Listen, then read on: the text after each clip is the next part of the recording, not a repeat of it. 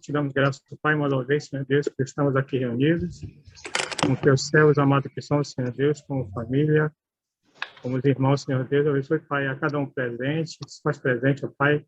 Abençoe, Pai, esse estudo que vamos ter, Senhor Deus, ministrado pelo nosso irmão Enio, ó Pai.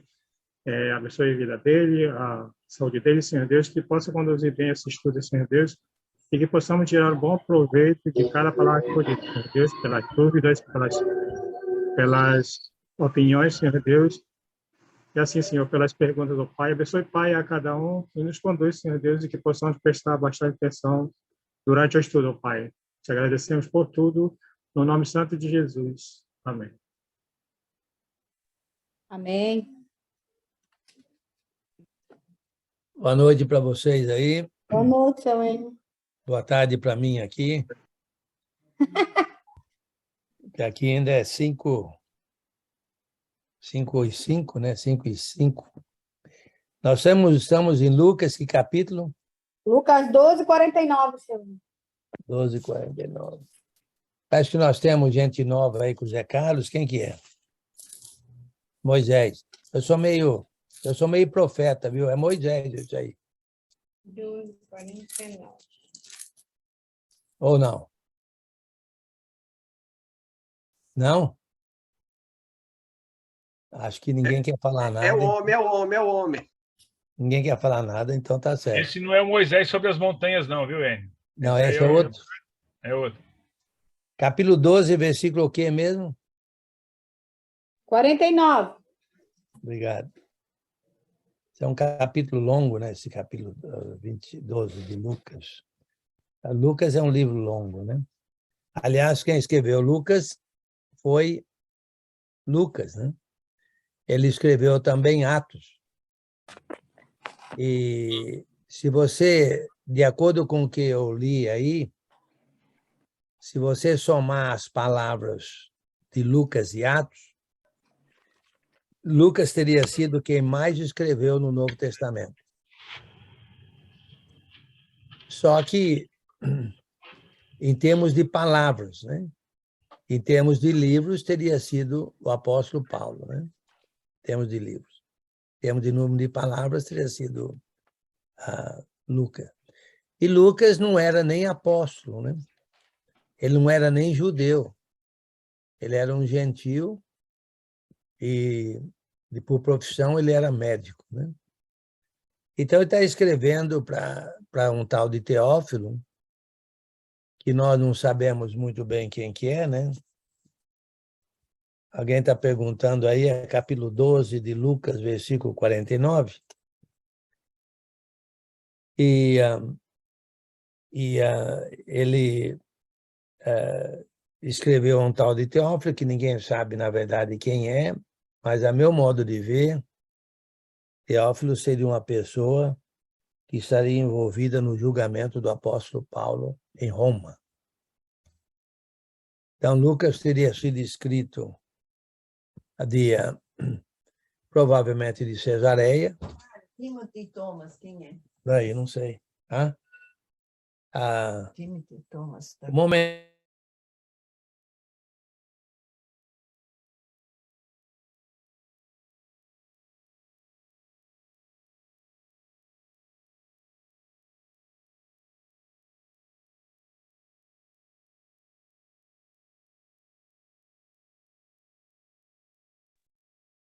Ok, continuando então, a meu modo de ver, Lucas, Teófilo seria alguém envolvido no julgamento do apóstolo Paulo, na cidade de Roma, né?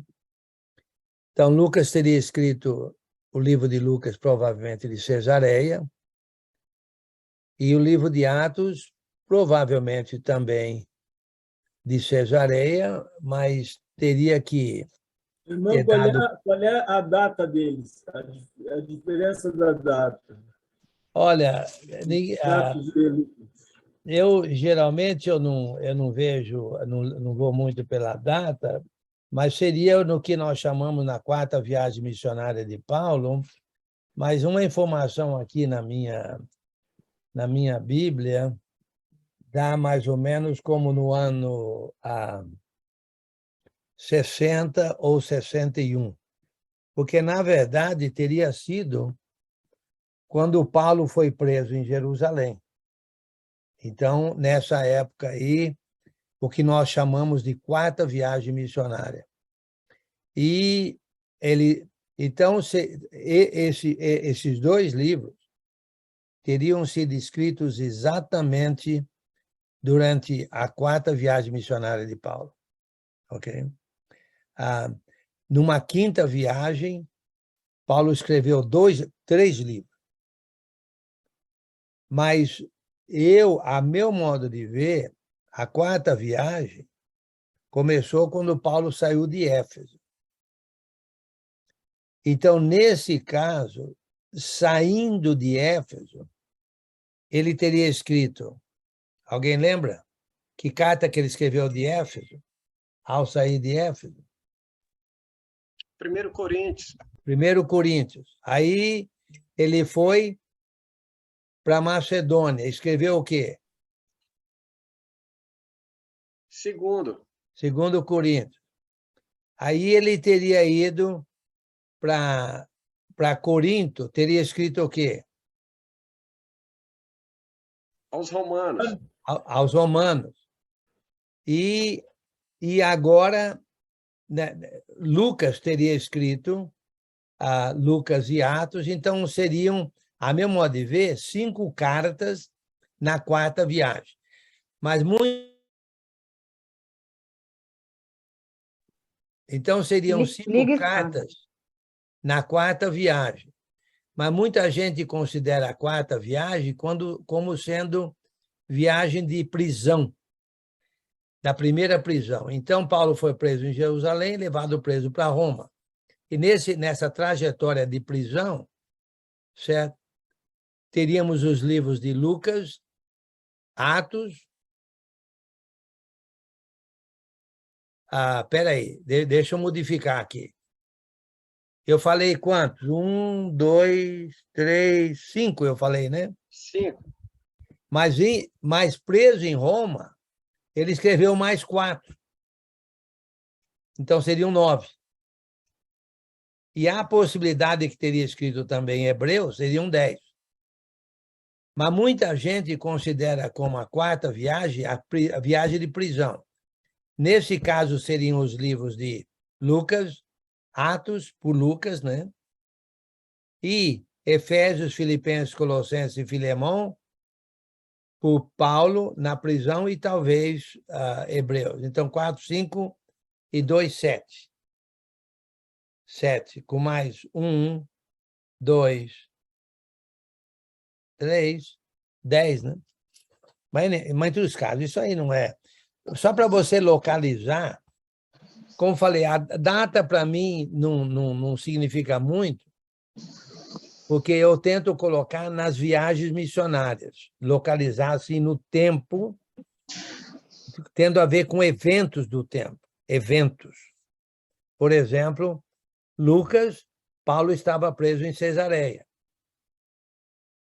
Certo? Quanto tempo Paulo ficou preso em Cesareia? Alguém lembra? 2 anos. 2 anos, exatamente. E quanto tempo ele ficou preso em Roma? Alguém lembra? 2 anos. 2 anos.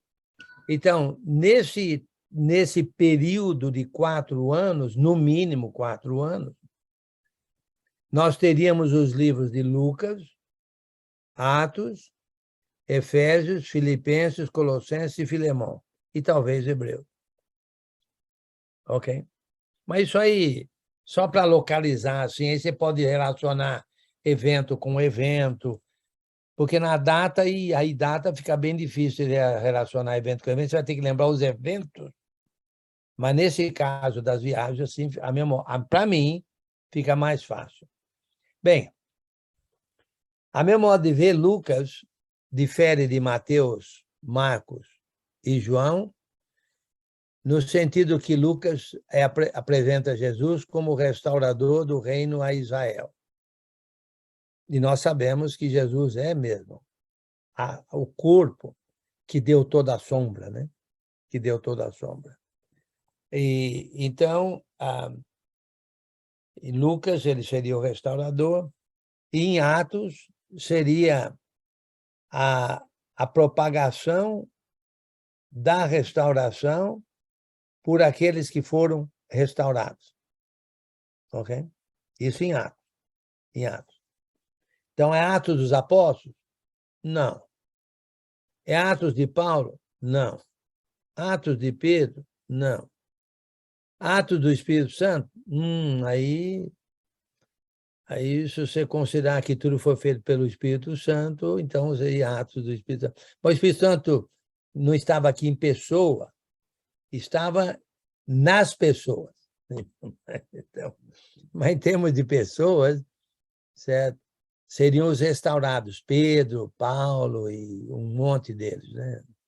Os apóstolos todos, os 12, né? Um tomou o lugar de Judas, e outros, como outros que não eram apóstolos, como o próprio Lucas, Barnabé.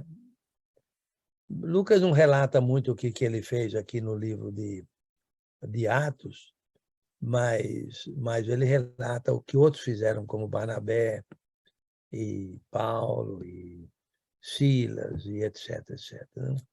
Muito bem. No capítulo 12, versículo 49,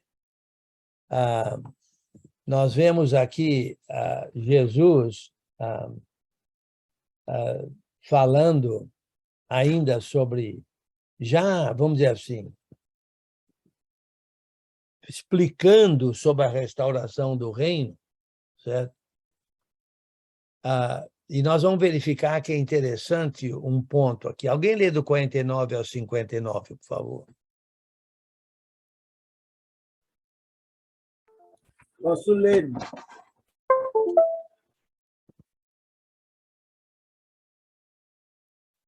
Vim trazer fogo à terra, e como gostaria que já estivesse aceso.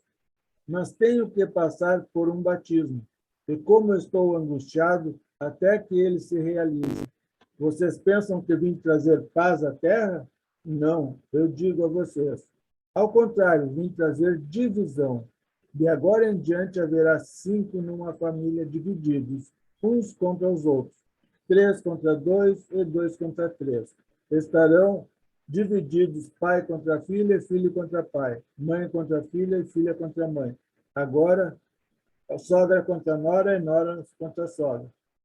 Dizia ele à multidão: quando vocês veem uma nuvem se levantando no ocidente, logo dizem, vai chover. E assim acontece. E quando sopra o vento sul, vocês dizem, vai fazer calor. E isso ocorre. E assim ocorre. Hipócritas, vocês sabem interpretar os aspectos da terra e do céu. Como não sabem interpretar o tempo presente? Porque vocês não julgam por si mesmos o que é justo. Quando algum de vocês estiver indo com seu adversário para o magistrado, faça tudo para se reconciliar com ele no caminho, para que ele não o arraste ao juiz e o juiz o entregue ao oficial de justiça, e o oficial de justiça o jogue na prisão. Eu digo que você não sairá de lá enquanto não pagar o último centavo. Ok. Na restauração do reino a Israel, nós precisamos entender que não é uma situação de paz, na verdade. Não é uma situação de paz, certo? Jesus veio lançar fogo sobre a terra, certo? E ele falou, eu tenho, porém, um batismo com o qual ele ser batizado, que é exatamente todo o sofrimento que ele teria, e quanto me angustio até que o mesmo se realize. Então, se você pensa que o trabalho de restauração do reino a Israel é um trabalho fácil, você está enganado. Se você pensa que você não vai ter problema, você está enganado. Problemas é o que mais tem. Porque, diz aí, na verdade, é uma guerra, ok? É uma guerra. E não há paz em guerra. Não há paz em guerra. Nós temos paz, mas é outro tipo de paz, é a paz espiritual, ok?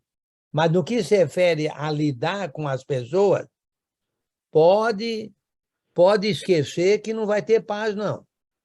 Não vai ter paz. Se você pensa que a sua congregação é problemática, eu tenho novidade para você. Se você vai numa outra congregação, também vai ter problema também. Não vai pensar que problema só existe com você, não. Certo? Não existe em todo lugar, porque na restauração do reino de Israel é uma guerra. É uma guerra. E guerra é um local que não há paz. É uma situação de não paz, uma guerra, certo?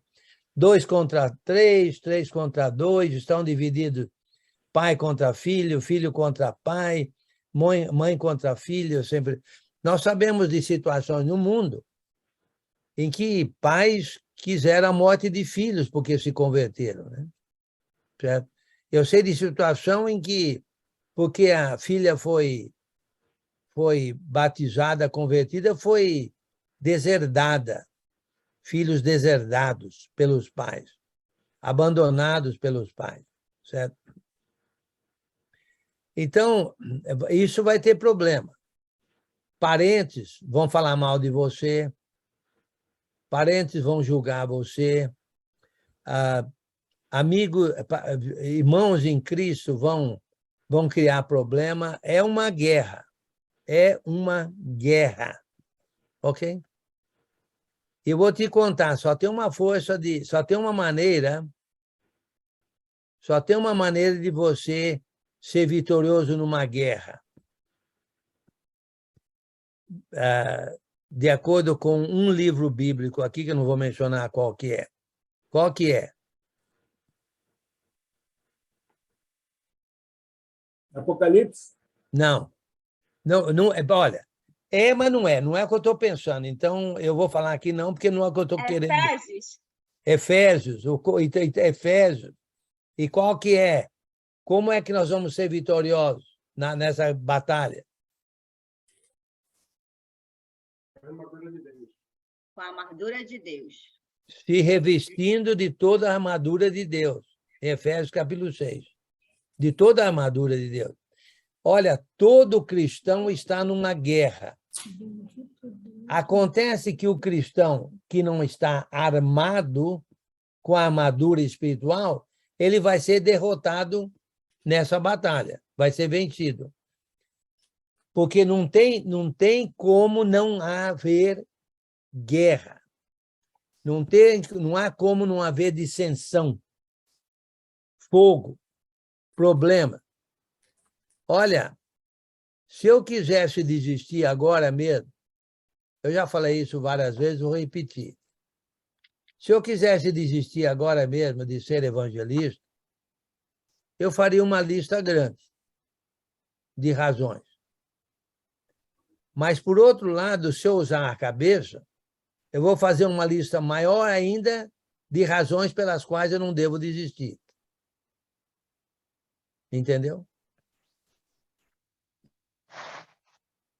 Porque, olha, a gente tem um problema atrás do outro. Pessoas que falam mal da gente, certo? Se eu estou aí no Brasil, por que você está no Brasil? Está aqui para ganhar em dólar, está aí para ganhar em dólar. Você está nos Estados Unidos, você está fazendo aí seu lugar no Brasil. Você está aqui para ganhar em dólar, mas como ganhar em dólar? A gente ganha reais aí. E assim, não tem. Se você for levar em consideração todo o problema que você tem, você precisa aprender a guerrear. Você precisa aprender a guerrear dentro da guerra espiritual em que nós vivemos. E não é pegar o porrete e bater na cabeça de irmãos, não. Não é pegar o chicote e chicotear todo mundo na igreja, não. Não é pegar e pôr pimenta malagueta na língua dos maledicentes, não. Entendeu? Temos que aprender que na espiritualidade nossa, nós já estamos numa guerra espiritual. Porque tem um inimigo. Tem um inimigo. Aquele que é contrário.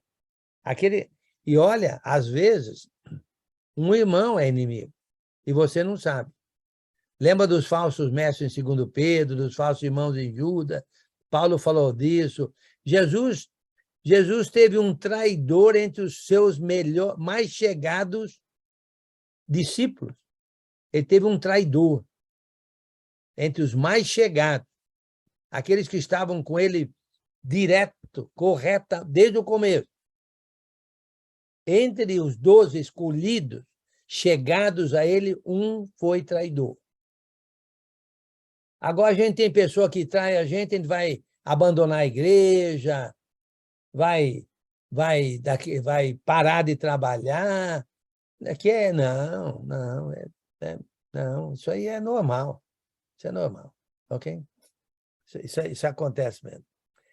Então, agora, é interessante esse reconhecimento dos tempos, né? A gente reconhece os tempos, certo? E agora, a gente está dizendo aqui, e eu não sei, eu não sei se quando vem o vento não sei de onde, vai chover não sei aonde, não estou preocupado com isso, né? Nunca tive, mas está dizendo aqui se por exemplo, se vem chuva, uma nuvem no poente, logo vem chuva. Se vem o vento do sul, logo haverá calor. Aí em Manaus é o seguinte, deu 3 horas da tarde, cai água. Aí em Manaus a gente é meio profeta, né? Um dia chove, outro também. Aí, quando faz 22, todo mundo está morrendo de frio. Aqui em Bauru, quando dói minha joanete, vai chover.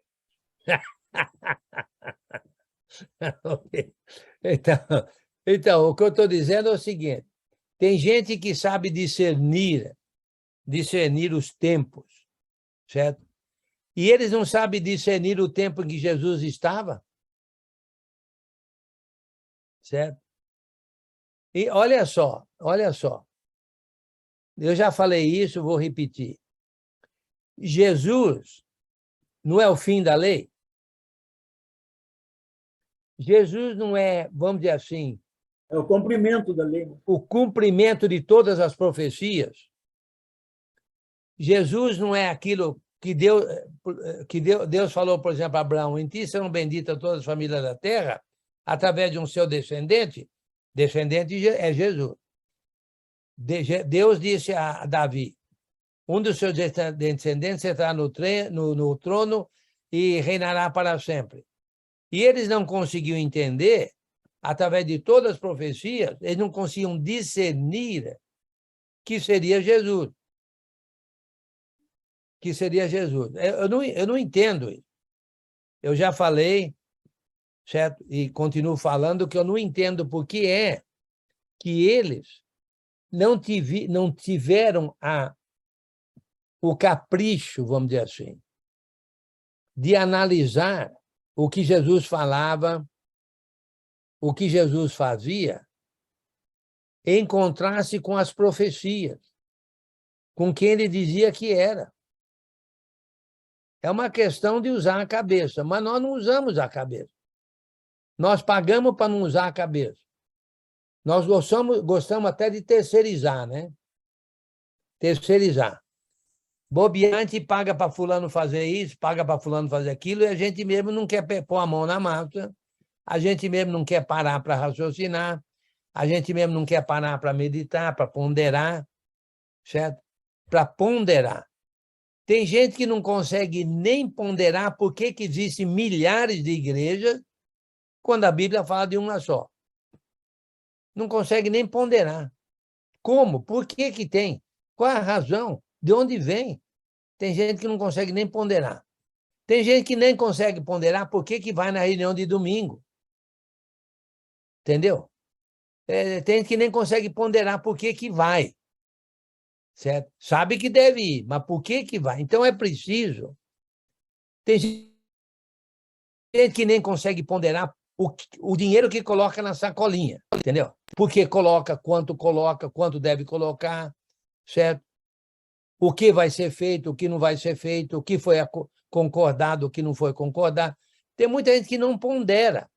Muitas igrejas, inclusive representadas por vocês, que não sabem nem o que é um orçamento congregacional. Não fazem orçamento congregacional.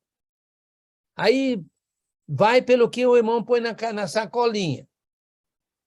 Aí só vai... O dinheiro na sacolinha é que vai ditar o que a igreja vai fazer. Não é para ser assim.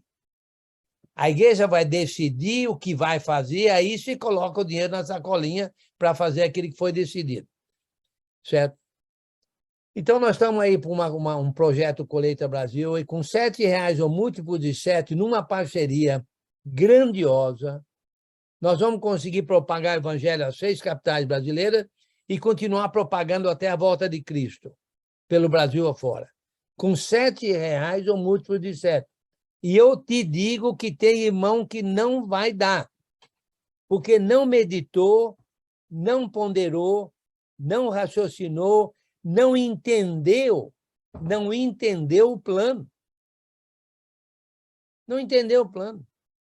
Quando a gente fala que vai ser duplicado o dinheiro, por exemplo, os R$7 dados aí vão ser duplicados, vão valer 14. Se o 21 aí vão valer 42, tem gente que até agora não entende como é que isso vai ser assim. É uma parceria. Mas não estou dizendo isso, preste bem atenção, eu não estou dizendo com isso que é uma falta de inteligência, não, porque olha só aqui nessa passagem, olha só, vocês sabem discernir. Quando vocês aparece uma nuvem no poente, vocês dizem que vai chover. Olha o raciocínio, está raciocinando. Quando vocês veem soprar o vento do sul, vocês dizem que haverá calor. E isso acontece. Olha a inteligência. Tem inteligência. Hipócritas! Sabeis interpretar o aspecto da terra e do céu, entretanto não sabeis discernir esta época? Por que vocês usam a cabeça de um jeito e não usam do outro jeito? Por que vocês não usam a cabeça espiritual também para chegar à conclusão por que estamos nessa época? O que vai acontecer? O que é que Jesus está falando? O que Jesus vai fazer? Ele vai morrer, está falando, eu vou morrer, eu vou ser sepultado, eu vou nascer de novo. E ninguém estava entendendo nada. Nada. Você acredita?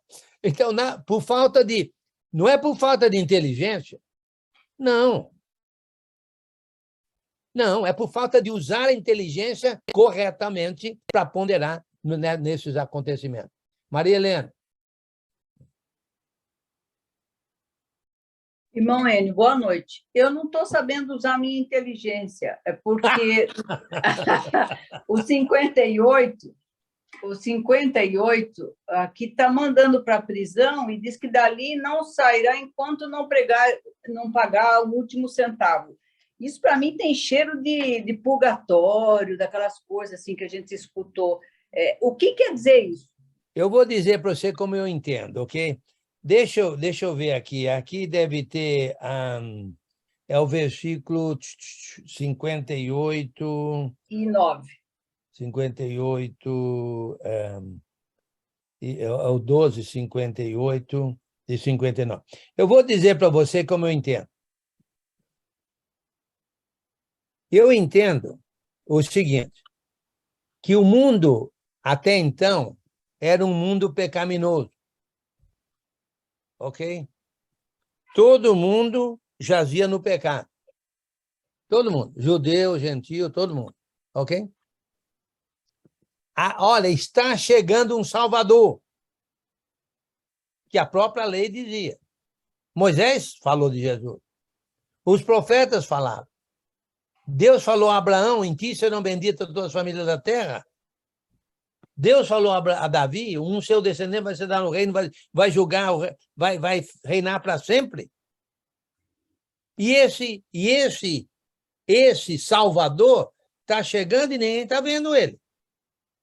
olha, se vocês não tomar cuidado, vocês vão ficar nos seus pecados porque vocês estão rejeitando o Salvador. Eu sou o Salvador, Jesus está falando. Vocês vão ter que pagar o último centavo, mas só quem é que vai pagar? Quem pagaria seria Jesus. Mas se não aceitar o pagador, a pessoa está condenada. A meu modo de ver, é esse o ponto aqui, porque eles não estavam ponderando sobre Jesus. Olha, Jesus, todas as profecias sobre Jesus, quando Jesus nasceu de uma virgem, olha os pastores que vieram, cadê o rei dos judeus que nasceu, coisa e tal, tudo aquilo, Jesus fazendo milhares e milhares e milhares de curas e sinais, e coisa e tal. Nicodemo falou, olha, ninguém pode fazer sinais, senão você não vem lá do Pai, etc, etc. E o pessoal não cai a ficha. Oh, tem que cair a ficha. Para nós agora fica fácil, porque nós sabemos, para nós agora, após o fato, nós entendemos. Nós entendemos agora, Jesus veio, é o pagador de todas as nossas dívidas, e nós estamos livres dos pecados, e assim. Mas olha, quando Paulo escreveu a Timóteo, na primeira carta, ele escreveu porque havia um problema de doutrina lá. Um problema de doutrina. Os judaizantes, Paulo deixou Timóteo em Éfeso, e Paulo estava rumo da Macedônia. Escreveu a primeira carta, 1 Timóteo. Os judaizantes estavam querendo, insistindo que os cristãos gentios seguissem a lei de Moisés. Sabe o que Paulo falou? Eles não sabem o que estão fazendo. Eles estão fazendo asseverações, ou seja, declarações, afirmações, e eles não sabem o que estão falando.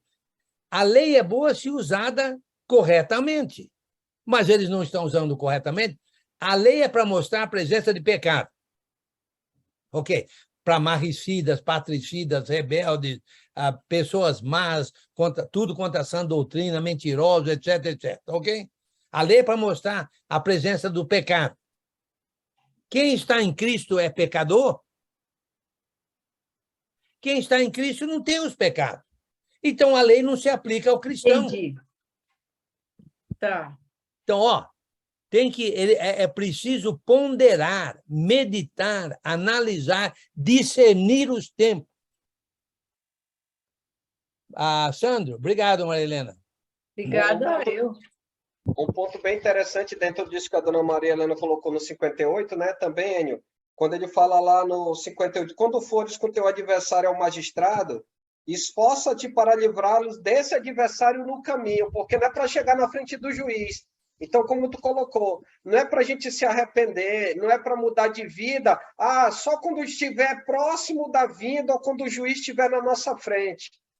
O objetivo é justamente no caminho, ou seja, nessa vida, nessa jornada, a gente, como os proclamadores do reino, ter a nossa mente restaurada e realmente, no dia que o juiz estiver na nossa frente, a gente já resolveu o problema, ou seja, em termos da nossa vida espiritual, né? Em termos de arrependimento, mudança. Porque já não vai dar mais tempo.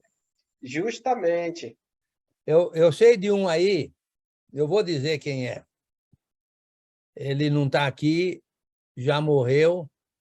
Ô, Mali!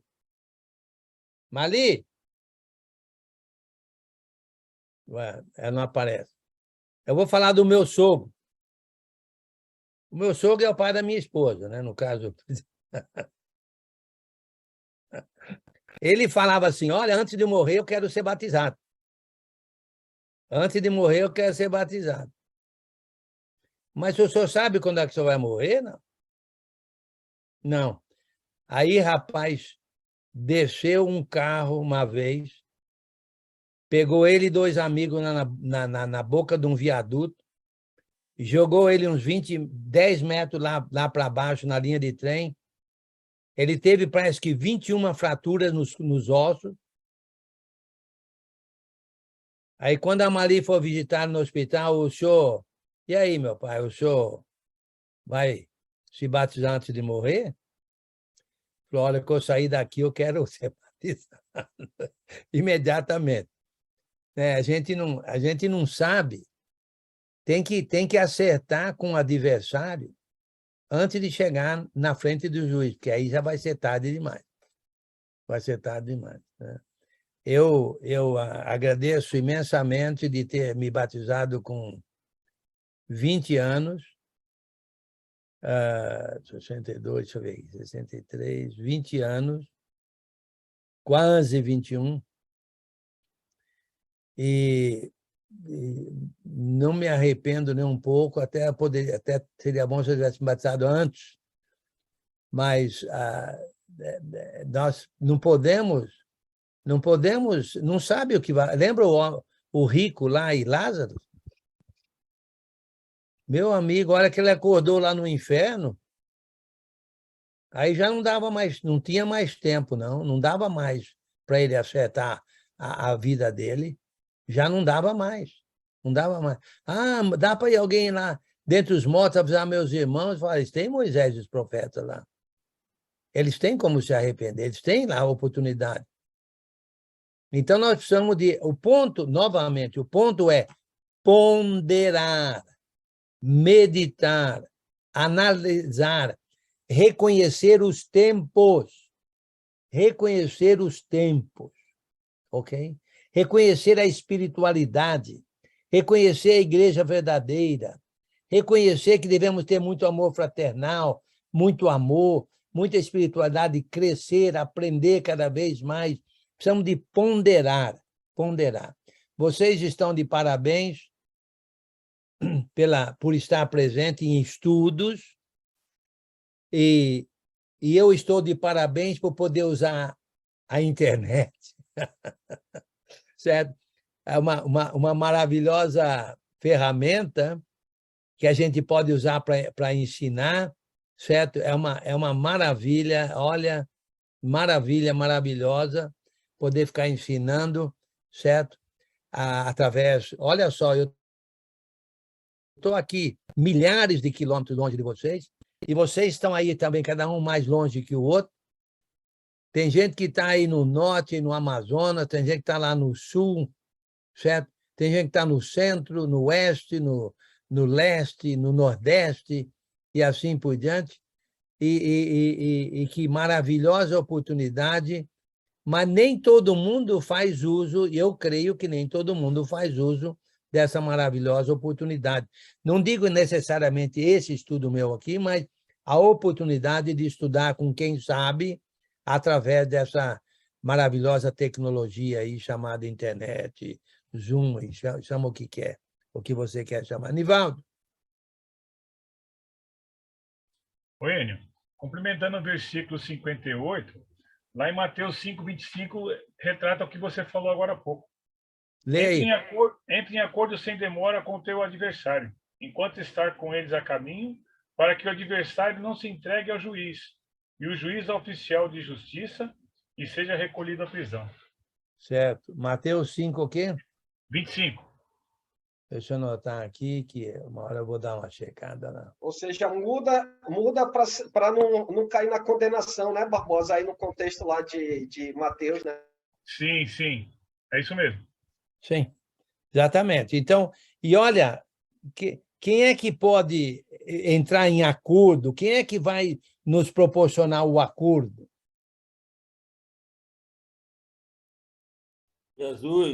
Jesus. E você sabe que a palavra testamento quer dizer também acordo? Então, temos o velho acordo e o novo acordo. O novo acordo nos coloca em posição de não ser julgados, condenados pelo juiz. O novo acordo, o Novo Testamento, que é em Jesus. Ok? Muito bem. Alguém lê do 13 ao 5, do 13, 1 ao 5, por favor.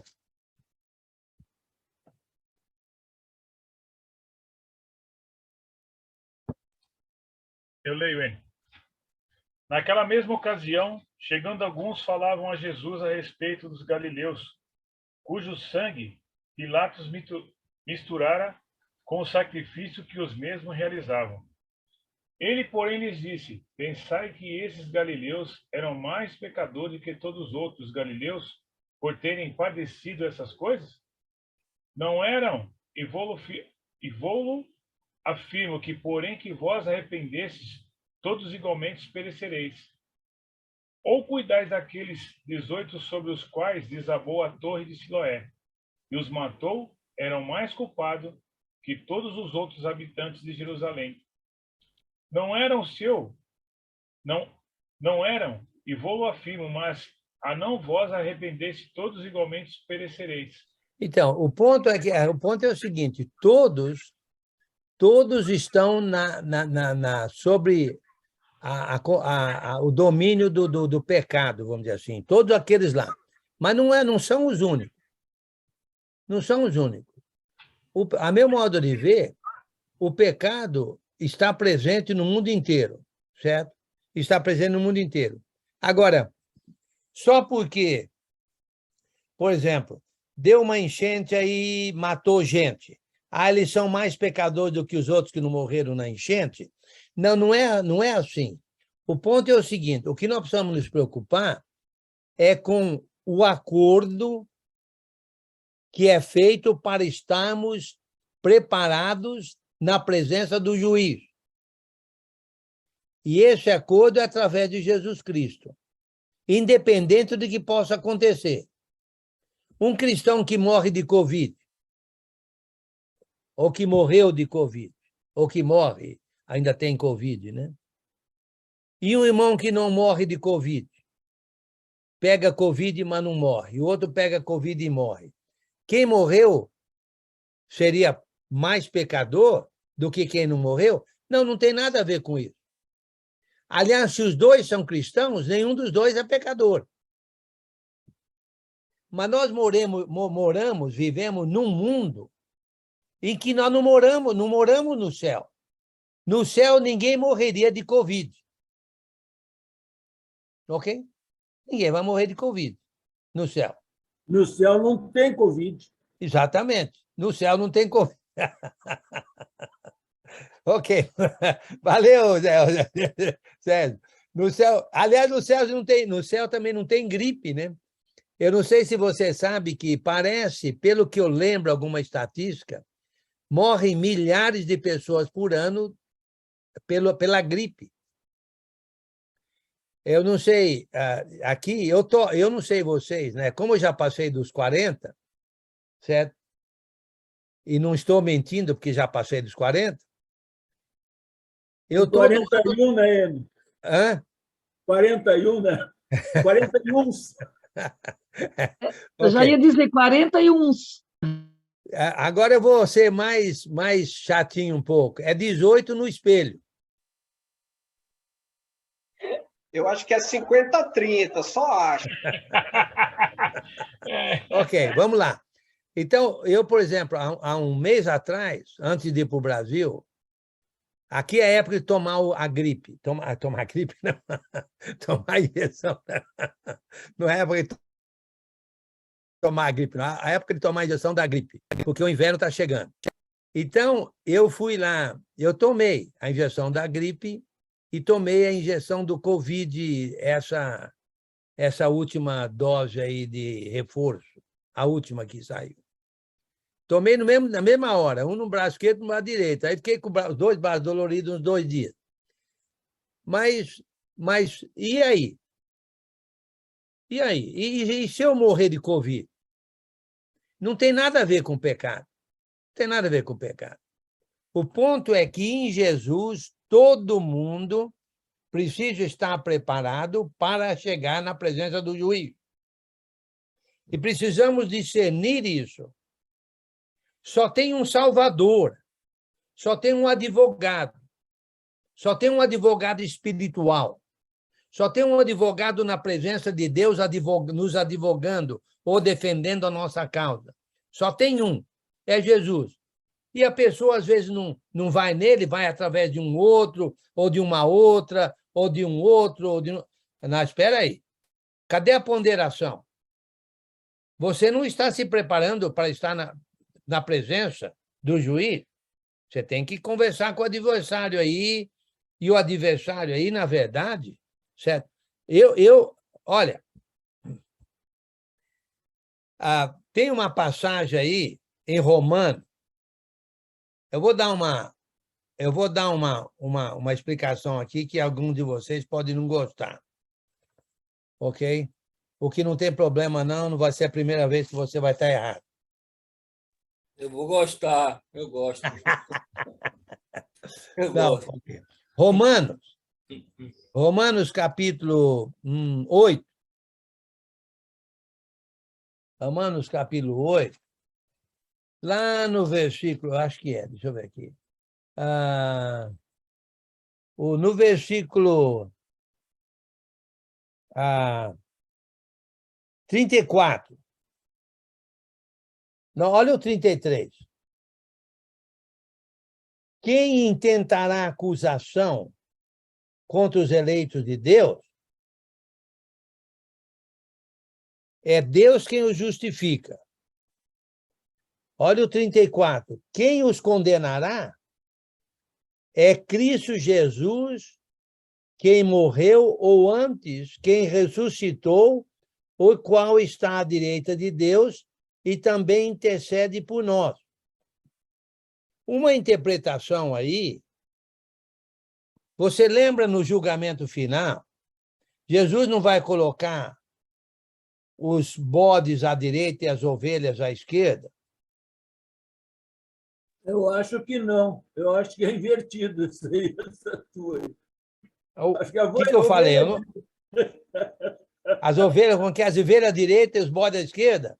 É isso. Ok, tudo bem. Uns à direita, outros à esquerda. E ele vai falar para os da direita: vão para o céu. E para os da esquerda, o que vai falar?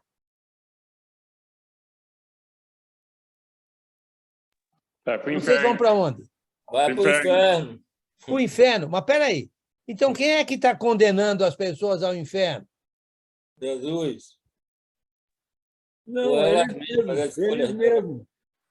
As pessoas mesmo. É o que João 12:48 diz. Ok. Quem é que vai separar? Não é Jesus? Não é Jesus quem vai separar?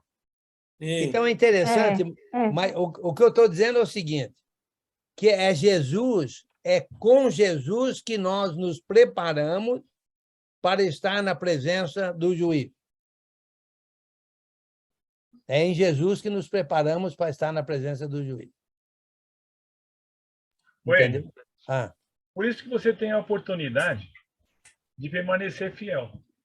Entendeu? Se você aceitar, não deixa para a última hora, tem que ser agora. Sim. Aquele que não tem Jesus, não adianta depois... Não adianta chorar, que nem você fala do rico, né? Volta lá, fala para os meus irmãos. Não, você aprendeu, você sabia. Não vai ter choro. Não vai ter, como é que fala assim? Não vai ter a minha nega, né? Chegou na hora, você fez a vontade? Não. Então afastava de mim que eu não te conheço. Ele que é o juiz. Porque se depender de nós já estamos julgando já. Porque se ele tiver a esperança de reconhecer Jesus, ele vai ser salvo. Caso contrário, é ele que escolheu não aceitar a seguir o caminho. Ô, Nivaldo, deixa eu pegar um gancho no que você está falando, que é muito bem falado. Não só isso, é interessante, mesmo aqui nessa vida, olha, agora nós temos saúde, certo?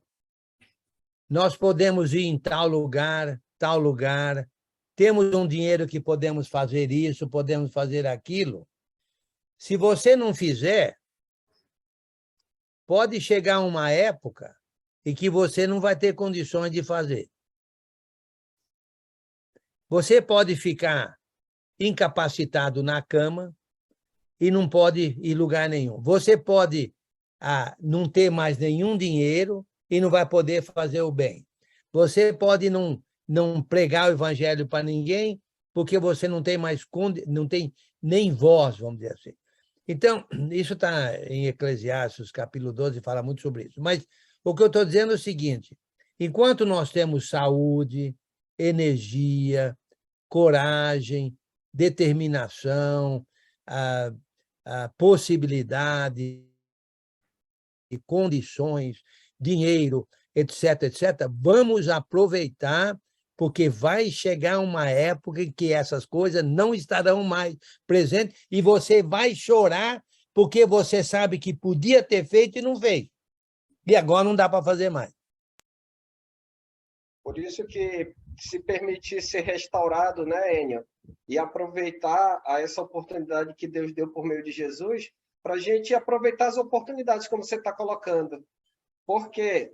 Para que Deus o livre, né, a cada um de nós, assim, uma fatalidade nos impeça de exercer o dom que Deus nos deu, a nossa mobilidade. E aí, ao invés de a gente, não, enquanto eu tive vida, enquanto eu tive saúde, eu fiz o meu máximo. E aí, se a pessoa não fez, ela vai ser tomada pelo remorso, e aquilo vai remoer ela o resto da vida. Vai. Porque ela vai desejar fazer e ela não vai ter condições, né? Então, é sempre a gente buscar fazer o nosso, no sentido assim, o máximo. Convite em relação aos estudos, a oportunidade, a evangelização, a visita, a gente realmente dar o nosso máximo em relação aos nossos irmãos, porque pode chegar um momento que, infelizmente, a gente não possa ter esse privilégio, né? Sim, exatamente. É assim com tudo, e como você falou, o remorso é aquilo, ó, eu podia ter feito e não fiz e não dá para fazer mais. Imagine como é que você vai falar uma coisa boa para uma pessoa morta que você poderia ter falado quando ela estava viva. Aí não dá mais. Entendeu? Então, o remorso é um problema, como você falou. Então, mas aqui é o seguinte, a meu modo de ver, o preparo está em Jesus. Olha o versículo 6. Então, Jesus proferiu a seguinte parábola. Então, consequentemente, concluindo, Jesus proferiu a seguinte palavra. Certo homem tinha uma figueira plantada na sua vinha e, vindo procurar fruto nela, não achou. Pelo que disse ao viticultor, há 3 anos venho procurar fruto nessa figueira e não acho. Podes cortá-la? Para que está ela ainda ocupando inutilmente a terra? Ele, porém, respondeu, Senhor, deixa ainda este ano, até que eu escave ao redor dela e lhe ponha estrume. Se vier dar fruto, bem está, senão mandarás cortá-la. Está vendo? Está vendo aí a possibilidade de restaurar, a possibilidade. Pô, ok, tá bom, eu não dei fruto, não me preparei, mas espera aí, agora eu estou entendendo, agora eu sei o que eu devo fazer, então agora eu vou fazer. Então eu vou me preparar, inclusive se vier aqui, colocar estrume, etc., e pôr escave ao redor dela, e pôr estrume, e assim. Se vier dar fruto, bem está. Senão, mandarás cortá-la. Então, nós, por exemplo, nós estamos aprendendo, e a maneira que nós vamos aprendendo, vamos frutificando, vamos produzindo fruto. Porque a gente não sabia produzir fruto, porque a gente não sabia produzir fruto. Agora que a gente sabe produzir fruto, vamos produzir fruto. Porque, senão, nós vamos ser cortados, certo? E nós não queremos perder a oportunidade. Então, que bom que aparece uma oportunidade de servir. Que bom que aparece uma... Olha só essa oportunidade de propagar o evangelho a 6 capitais brasileiras e depois para o resto do Brasil, com R$7, o múltiplo de 7. Mas olha que oportunidade, vai haver uma duplicação. O dinheiro dado vai ser dobrado. O dinheiro dado vai ser dobrado, certo? Então, cada congregação vai aparecer com um orçamento de missão e esse dinheiro desses irmãos vai ser dobrado. Nunca tivemos essa oportunidade antes, nunca. Já tivemos oportunidade que dobraria agora, mas depois ia diminuindo, mas não. Aqui não vai diminuir. Aqui vai continuar até a volta de Cristo. Não só a parceria, mas a oportunidade de fazer trabalho missionário. Ok? Maria Helena. Eu até já tinha baixado a mão, porque o tempo já foi. Já. Essa figueira é a mesma de Mateus? Não, não. É outra? Não, aqui é uma parábola, lá não é uma parábola. A meu modo de ver, bem, se é o que eu estou pensando, que Jesus secou uma videira, uma figueira, mas é uma figueira mesmo, literal. Aqui não, aqui é uma parábola. Tá. Deu para entender Obrigada. a diferença? Tá, Lá era uma árvore. Uma secou, uma figueira secou, a de Mateus secou, no dia seguinte eles passaram lá, 2 dias depois, a figueira estava seca. Essa daqui foi dado um tempo para que ela Mas não é a mesma figueira. Tá bom. Lá é uma árvore verdadeira. Passaram e viram uma árvore, a figueira, que não tinha fruto. Aqui é uma parábola. É como uma figueira. Aqui é como é uma parábola. E é uma figueira plantada numa vinha. Quer dizer, é uma árvore estranha àquele ambiente. Pode ser que sim, exatamente. É. Tá, essa que o senhor está lendo aí, qual é o canal? Qual é a... 13 qual é o 6. capítulo? 13, capítulo 13. 13 6. É de Lucas? Sim, nós estamos em Lucas. Capítulo 13 de Lucas. 13, né? Mas a Maria Helena está falando da figueira em Mateus. Sim, eu tô aqui na figueira de Mateus, eu tô aqui. Então eu vou lá de novo. Tá bom. Okay. Obrigada, então. Se a gente for analisar um pouco uma parte dessa aqui, uma figueira no caso, uma planta, né? Geralmente, para nascer, são 5 anos, né? É. 5 anos. Quer dizer, aqui ele foi o 8º ano, ele foi já no 8º ano, que ele foi, né? Um ano, depois 3 anos. Sim. Depois o 5º, ele foi 6º, 7º, 8º, daí já era para estar dando frutos, né? E ainda aí pediu mais um ano, que ficou o 9º, né? Sim, olha a oportunidade. O ponto, você vê, novamente, tem uns 3 pontos interessantes aqui. No final do 12, olha, vamos reconhecer os tempos. Vamos reconhecer aí o acusador, vamos reconhecer o salvador, vamos reconhecer os tempos. Ok. No capítulo 13, tem aí, olha, todo mundo é pecador. Vamos dizer assim, todo mundo é pecador. Né? Não é porque aconteceu com isso, ou com aquele outro, não. Todo mundo é pecador. Então, todo mundo precisa do mesmo Salvador. Todo mundo. É o mesmo Salvador para todo mundo. E aqui na parábola da figueira estéril, é o seguinte, olha, tá bom, você não deu fruto, mas olha só, você tem uma possibilidade de aprender e dar fruto. Por exemplo, nós temos a possibilidade de vir aqui estudar, aprender, meditar, ponderar e depois aplicar em nossa vida. Nós temos oportunidade, então vamos usar a oportunidade. Oi. Aquela coisa, cada dia de vida acrescentada a nós, você falou de tantas mortes aí, né? Cada dia é uma chance de ponderar, como você falou. O ponderar que você gosta está lá no 2227. Uhum. Depois daquela instrução lá, toda Timóteo ele faz, pondera nessas coisas que Deus vai te dar compreensão. Sim. Cada dia na nossa vida é um dia de dizer assim, olha, obrigado por mais esse dia, graças às suas misericórdias que se renova a cada manhã, e corrigir nossos caminhos para quando chegar na frente desse juiz, não estar gaguejando, né? Sim, muito bom. Não tem mais jeito. Já deu nosso tempo, né? Nós estamos no 13:10, é isso? Isso, 13:10. Tá bom. Sandro? É o Barbosa. Oração final. Ok. Enio, só para finalizar, então, assim, ó, ao start aqui, né, que nós aprendemos, todo cristão tem que dar frutos. Precisamos dar frutos. Sim. Para que nós possamos agradar ao Senhor. Vamos orar, então? Ok. Nivaldo, deixa eu pegar um gancho aí, porque eu já falei isso, vou repetir. O conhecimento só tem valor se nós colocarmos em prática. E quando colocamos o conhecimento em prática, isso é fruto. Ele vai frutificar. Todo conhecimento em prática dá fruto. Na verdade, quando ele coloca em prática, ele já está frutificando. Obrigado. É Tiago que diz que aquele que sabe o que deve fazer não está fazendo. Nisso está pecando.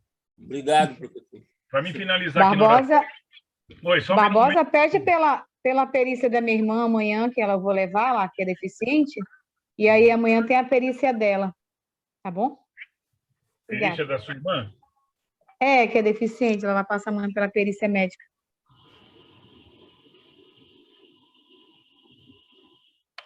Nós temos aqui agradecer pela cirurgia do Renato, que ocorreu tudo bem, graças às orações, Deus está no controle. Nosso irmão Luciano e a Sandra, lá de Patos, estão viajando para Curitiba para visitar a família, né, a filha. E acho que eles chegaram bem de viagem. Pela nossa irmã Jeane, né, pelos cuidados do Senhor, pelo testemunho que ela deu essa semana. E aí pela a irmã da Lica, que vai fazer pela perícia, eu quero pedir pela uma irmã nossa que chama Socorro, é lá do Ceará. A irmã, ela mexe com carvoaria e ela caiu na valeta de carvão e queimou os dedos da perna esquerda, ficou presa com a perna esquerda e está precisando de oração, de ajuda. Então, assim que a gente possa estar orando por esses irmãos que estão enfermos, né? Esses irmãos que estão acamados. E a gente tem visto a boa mão do Senhor, né? A misericórdia do Senhor em nossas vidas. O início da Igreja de Cristo na cidade da Giane, que ia começar hoje, né? Sim, também, né? O Giovanni ia dar início lá. Estudo lá, né? Mas esse mesmo horário que a gente está aqui, eu pensei que era outro horário. Não é estudo, não, Nivaldo, é início da igreja, que ela quer começar a igreja lá mesmo, em Acaraú, Ceará. É na peça, viu, Nivaldo? É na peça da casa dela. Vai iniciar lá, ela pretende iniciar na peça da casa dela, a Giane, tá? Então não é estudo, é uma congregação, é isso? Vai iniciar. Ela vai a Igreja de Cristo na cidade, a primeira. Hoje a Alvone ficou de uma palavra, agora mesmo, deve estar dando, já deu a eles lá. Sim. Hoje. Ok. Vamos orar? Oremos. Grandioso, soberano, maravilhoso Pai, graças te damos pelo teu cuidado sobre nós. Obrigado pelo teu imenso amor, ó Pai. Obrigado pelas tuas misericórdias que se renovam a cada manhã. Queremos agradecer, ó Pai, por mais este dia que o Senhor nos dá vida em abundância, pelo ar que respiramos, pelo alimento que temos, pela nossa saúde, ó Pai, pelo nosso financeiro, pela nossa família. Obrigado, Senhor, por esses irmãos, essas irmãs valorosas, que têm se dedicado a cada dia em aprender a tua palavra. Que nós possamos, ó Pai, dar frutos no teu reino. Que possamos praticar o amor, ó Pai, que possamos reconhecer que sem ti nada somos, ó Pai. Tenha misericórdia de nós, ó Pai, porque somos pequeninos e carecemos das tuas misericórdias a cada dia, Senhor. Obrigado, Senhor, pela vida do Enio, pela saúde dele,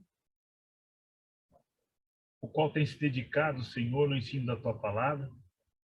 Que o Senhor, ó Pai, prolongue os dias de vida dele, Senhor Deus, dando saúde, vida em abundância.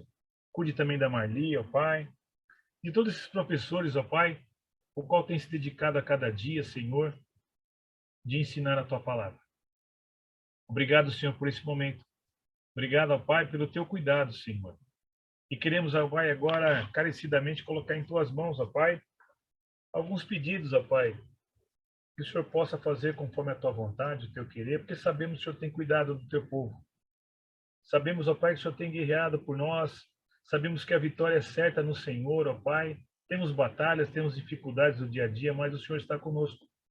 Que o Senhor nos ensine, ó Pai, a permanecer fiéis ao Senhor, a continuar perseverantes, ó Pai, na tua palavra. Tira, Senhor, o nosso desânimo. Tira, Senhor, tudo aquilo que não lhe agrada e faça de nós, ó Pai, como um vaso na mão do oleiro, para que possamos dar frutos, para que possamos honrar e glorificar o Senhor, ó Pai.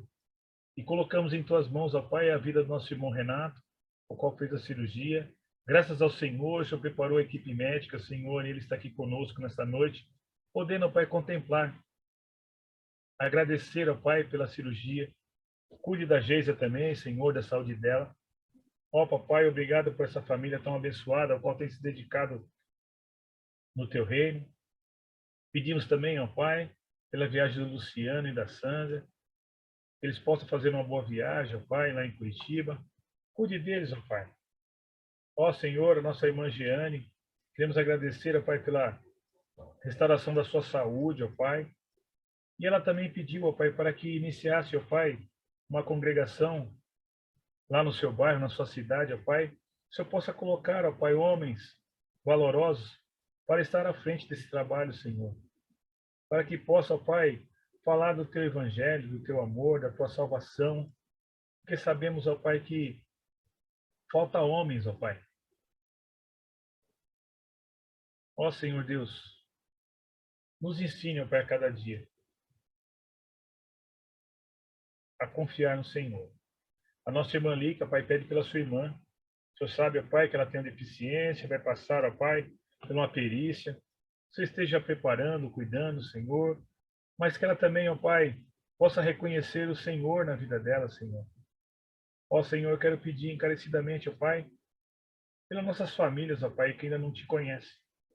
Eu coloco em tuas mãos, ó Pai, a vida da minha mãe, dos meus irmãos, porque não conhece o Senhor, ó Pai.